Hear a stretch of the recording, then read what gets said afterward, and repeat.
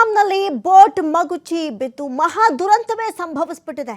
ನೋಡಿ, ಭಾರತೀಯ ಪ್ರವಾಸಿಗರಿದ್ದಂತಹ ಬೋಟ್ ಮಗುಚಿ ಅತಿ ದೊಡ್ಡ ದುರಂತ ನಡೆದು ಹೋಗಿದೆ. 32 ಮಂದಿ ಭಾರತೀಯರು ತೇಳ್ತಾ ಇದ್ದಂತಹ ಬೋಟ್ ಇದಾಗಿತ್ತು. ಹಲವಾರು ಮಂದಿ ಸಾವನ್ನಪ್ಪಿದ್ದಾರೆ ಎನ್ನುವಂತಹ ಡೀಟೇಲ್ಸ್ ಲಭ್ಯವಾಗಿದೆ. 15 ಮಂದಿ ಸಾವನ್ನಪ್ಪಿದ್ದಾರೆ. 21 ಭಾರತೀಯ ಪ್ರವಾಸಿಗರನ್ನ ರಕ್ಷಣೆ ಮಾಡಲಾಗಿದೆ. ಭಾರತೀಯ ಪ್ರವಾಸಿಗರಿದ್ದಂತಹ ಬೋಟ್ ಅತಿಯಾದ ಗಾಳಿಗೆ ಮಗುಚಿ ದುರಂತ ಸಂಭವಿಸಿದೆ ಅಂತ ಹೇಳಲಾಗ್ತಾ ಇದೆ. ಪ್ರಾಥಮಿಕ ವರದಿಯ ಪ್ರಕಾರ 32 ಮಂದಿ ಭಾರತೀಯರು ತೆರಳ್ತಾ ಇದ್ದಂಥ ಬೋಟ್ ಇದಾಗಿತ್ತು. 15 ಮಂದಿ ಸಾವನ್ನಪ್ಪಿದ್ರೆ 21 ಭಾರತೀಯರ ಪ್ರವಾಸಿಗರ ರಕ್ಷಣೆಯನ್ನ ಮಾಡಲಾಗಿದೆ. ಫೂಕ್ವಾಕ್ ದ್ವೀಪದ ಬಳಿ ಮಗುಚಿದೆ ಸ್ಪೀಡ್ ಬೋಟ್. ಸ್ಪೀಡ್ ಬೋಟ್ನಲ್ಲಿ 4 ವಿಯೆಟ್ನಾಂ ಸಿಬ್ಬಂದಿಗಳಿದ್ರು. ಓಷನ್ ಪರ್ಲ್ ಐಲ್ಯಾಂಡ್ ಕಂಪನಿಯ ನಿರ್ವಹಿಸ್ತಾ ಇದ್ದಂತಹ ಬೋಟ್ ಇದಾಗಿತ್ತು. ನೋಡಿ, ಸ್ಥಳದಲ್ಲಿ ಇಮಿಡಿಯೇಟ್ ಆಗಿ ರಕ್ಷಣಾ ಕಾರ್ಯಾಚರಣೆಯನ್ನು ಮಾಡುವಂತಹ ನಿಟ್ಟಿನಲ್ಲಿ ಸತತ ಪ್ರಯತ್ನಗಳನ್ನು ನಡೆಸಿದ್ರು ಕೂಡ ಹಲವರನ್ನ ಉಳಿಸ್ಕೊಳ್ಳೋದಕ್ಕೆ ಸಾಧ್ಯವೇ ಆಗಲಿಲ್ಲ. ಅಷ್ಟರಲ್ಲಾಗಲೇ ಪ್ರಾಣ ಪಕ್ಷಿಗಳು ಆರಿ ಹೋಗಿತ್ತು. ನೋಡ್ತಾ ಇದ್ರೆ ಆ ದೃಶ್ಯಾವಳಿಗಳಲ್ಲಿ ಭಾರಿನೇ ಸೋಷಿಯಲ್ ಮೀಡಿಯಾದಲ್ಲಿ ಈ ವಿಡಿಯೋ ವೈರಲ್ ಆಗ್ತಾ ಇದೆ. ಅನೇಕ ಜನ ಕಂಬನಿ ಮಿಡಿತಾ ಇದ್ದಾರೆ. ಇತ್ತೀಚೆಗಷ್ಟೇ ನರ್ಮದಾದಲ್ಲಿ ಇಂಥದ್ದೇ ಒಂದು ದುರಂತ ಆಗಿ ತಾಯಿ ಮಗು ಅಪ್ಪಿಕೊಂಡು ಮೃತಪಟ್ಟಂತಹ ಒಂದು ವಿಡಿಯೋ ಭಾರಿ ವೈರಲ್ ಆಗಿತ್ತು. ಅದಾದ ನಂತರ ಮತ್ತೆ ಅಂಥದ್ದೇ ಜಲ ದುರಂತ ನಡೆದಿದೆ. ವಿಯೆಟ್ನಾಂ ಐಲ್ಯಾಂಡ್ ಪ್ರವಾಸಿ ತಾಣದಲ್ಲಿ ಸಂಭವಿಸಿದ ದೋಣಿ ದುರಂತದಲ್ಲಿ 15ಕ್ಕೂ ಹೆಚ್ಚು ಮಂದಿ ಮೃತಪಟ್ಟಿದ್ದಾರೆ. ಜೊತೆಗೆ ಸಾವಿನ ಸಂಖ್ಯೆ ಮತ್ತಷ್ಟು ಹೆಚ್ಚಾಗಬಹುದು ಅಂತ ಅಂದಾಜಿಸಲಾಗ್ತಾ ಇದೆ. ಈ ಬೋಟ್ನಲ್ಲಿ ಅತಿ ಹೆಚ್ಚು ಭಾರತೀಯರೇ ಪ್ರಯಾಣವನ್ನು ಬೆಳೆಸಿದ್ರು. ಆಂಧ್ರ ಪ್ರದೇಶ, ತೆಲಂಗಾಣ ಸೇರಿದಂತೆ ಭಾರತದ ವಿವಿಧೆಡೆಯಿಂದ ಪ್ರವಾಸಕ್ಕಾಗಿ ವಿಯೆಟ್ನಾಂಗೆ ತೆರಳಿದ್ರು. ನೋಡ್ತಾ ಇದ್ದೀರಾ ಆ ದೃಶ್ಯಾವಳಿಗಳನ್ನು.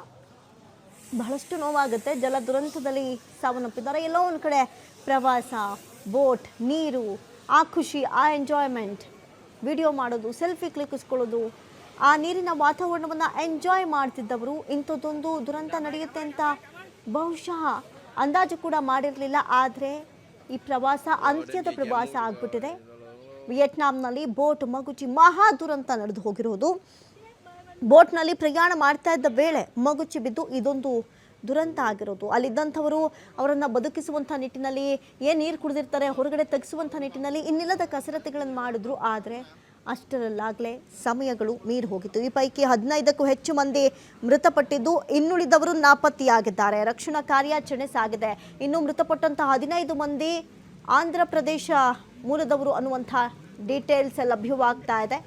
ತಮಿಳುನಾಡಿನವರು ಕೂಡ ಈ ಒಂದು ಸಂದರ್ಭದಲ್ಲಿ ಇದ್ರು ಅನ್ನುವಂಥ ಮಾಹಿತಿ ಕೂಡ ಲಭ್ಯ ಆಗ್ತಾ ಇದೆ. 32 ಭಾರತೀಯರು ತೆರಳ್ತಾ ಇದ್ದಂತಹ ಬೋಟ್ ಇದಾಗಿತ್ತು. ಸ್ಥಳದಲ್ಲೇ ರಕ್ಷಣಾ ಕಾರ್ಯಾಚರಣೆ ಇಮಿಡಿಯೇಟ್ ಆಗಿ ಮಾಡುವಂತಹ ಎಲ್ಲ ಕೆಲಸಗಳನ್ನು ಮಾಡಿದ್ರು ಕೂಡ ಅಷ್ಟರಲ್ಲಾಗಲೇ ಅನೇಕರು ಮೃತಪಟ್ಟಿದ್ರು. ಪ್ರವಾಸಕ್ಕೆ ಅಂತ ಹೋದವರು ಮರಳಿ ಮನೆಗೆ ಈ ರೀತಿಯಲ್ಲಿ ಬಂದರೆ ಕುಟುಂಬಸ್ಥರು ಹೆಂಗೆ ತಾನೇ ತಡ್ಕೊಳ್ಬೇಕು ಪಾಪ.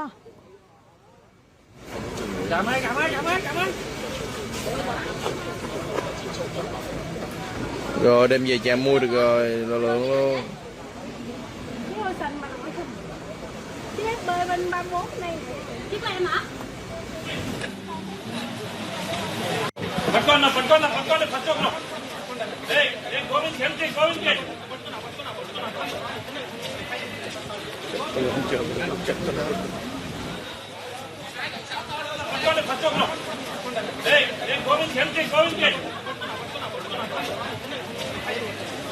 Tôi không chờ cái lúc chặt tôi nào bất cứ.